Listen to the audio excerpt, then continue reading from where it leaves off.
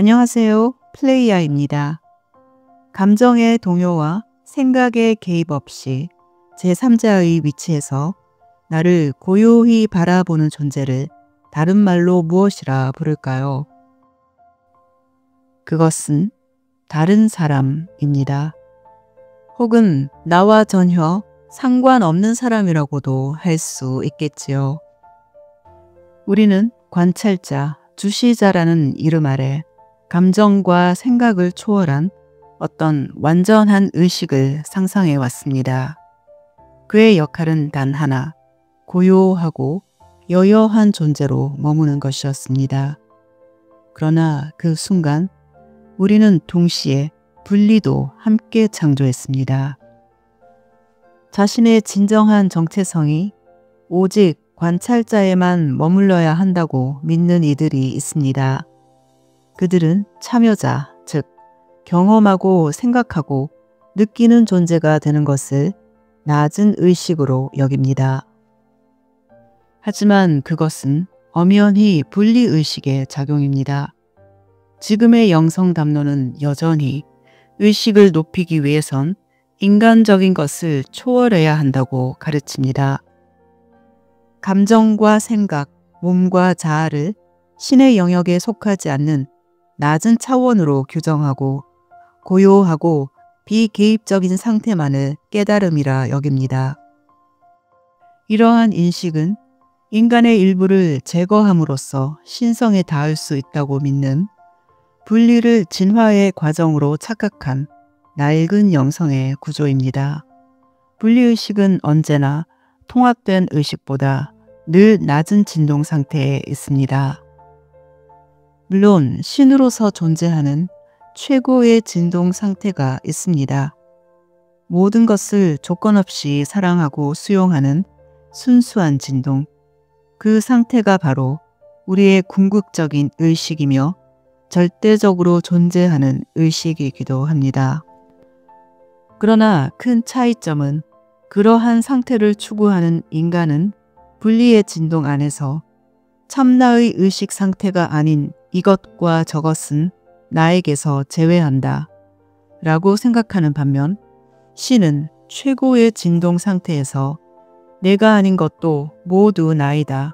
이 우주에 나 아닌 것이 없다 라고 선언한다는 것입니다.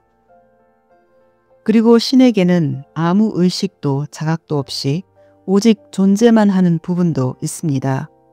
그렇다고 해서 그것이 아무것도 없는 상태, 즉 우리가 그토록 닿기를 원하는 텅 빈 상태는 아닙니다. 오히려 세상에 나타날 수 있는 모든 가능성이 빠짐없이 다 포함되어 있습니다. 우리가 버리고 초월하고자 하는 그 모든 것을 이미 품고 있지만 자신을 비춰주는 다른 상태가 없기에 오직 균일하고 한결같은 의식으로 자신이 누구인지도 전혀 인식하지 못한 채 존재 자체로서 머물고 있을 뿐입니다. 이 의식의 상태에 닿는 것은 버리고 초월함으로써가 아닙니다. 궁극의 신을 경험하고 그 신의 신, 그리고 그 신의 신을 끝없이 무한히 모두 경험한 끝에 자신 안에서 아무런 차이점도 비교할 대상도 남지 않을 만큼 완전하게 모든 경험을 마친 후에야 도달하는 의식입니다.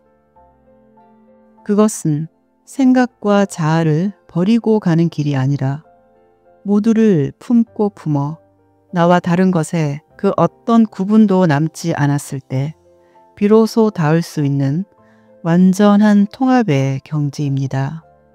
그러나 그 상태에 머무는 것 역시 우리의 목적은 아닙니다. 나는 관찰자이자 동시에 관찰 대상이며 그리고 관찰한다는 행위 그 자체이기도 합니다. 이 셋은 결코 나뉠 수 없는 하나의 작용입니다. 이것이 바로 통합을 향하는 의식이고 관찰자만을 인정하는 것은 분리의식입니다.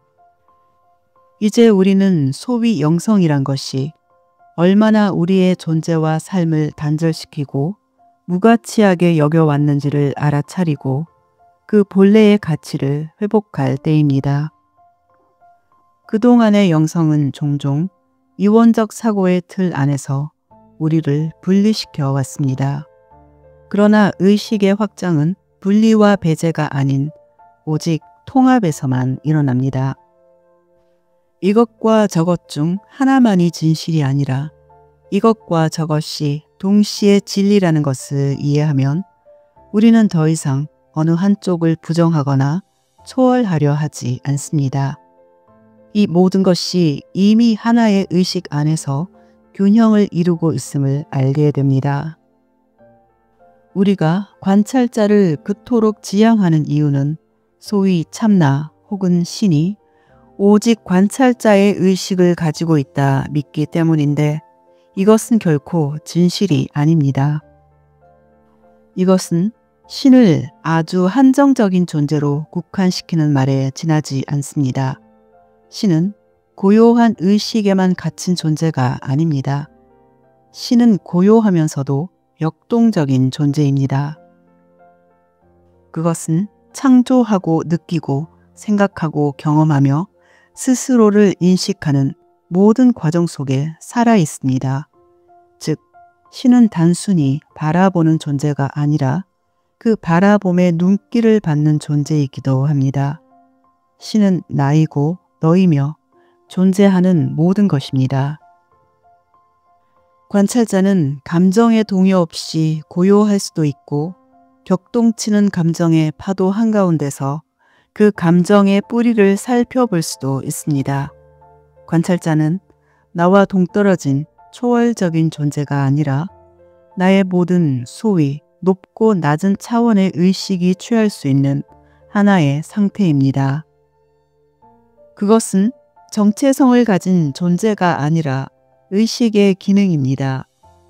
따라서 관찰자는 우리가 신성을 드러내는 또 하나의 방식일 뿐 유일한 신성은 아닙니다. 존재하는 모든 방식이 신성합니다. 나는 관찰자이자 관찰 대상이며 관찰 그 자체입니다. 이 말에 동의되지 않는다면 아직 분리를 믿고 있다는 뜻입니다. 물론 분리 또한 언제나 부정적이지는 않습니다. 이 세상에는 무조건 부정적이기만 한 것은 없습니다. 분리가 주는 가장 큰 혜택은 개별적인 경험을 가능하게 하여 우리가 배우고 성장할 수 있게 하는 것입니다. 그러나 아이러니하게 우리는 이러한 분리의 가치는 알아보지 못하고 있습니다. 이것이 바로 많은 이들이 오직 관찰자이기만 하려는 이유이기도 합니다. 인간인 나와 인간의 경험과 삶의 가치를 아직 알지 못하기에 모든 고통의 원인 또한 자아라고 판단합니다. 그래서 인간적인 작용인 감정과 생각이 완전히 멈춘 초인간적인 상태를 이상으로 삼게 되는 것입니다. 하지만 조금만 논리적으로 생각해 보아도 관찰 대상이 없는 곳에 관찰자가 존재할 수 없다는 것을 알 수 있습니다. 그 둘은 결코 분리될 수 없는 하나이며 서로를 통해서만 존재할 수 있는 동시적 작용입니다. 관찰자만을 지향하는 태도는 이분법적인 판단에서 비롯된 것이며 관찰자의 상태에만 머무는 것은 애초에 가능하지도 않은 일입니다. 나라는 존재를 통합적으로 바라볼 때 우리는 우리에게 주어진 자연스러움에 저항하지 않게 되고 그 속에서 더욱 빠르고 크게 확장됩니다. 빠른 것이 더 좋다는 의미가 아니라 자연스러운 상태가 가장 효율적이라는 이치를 뜻합니다.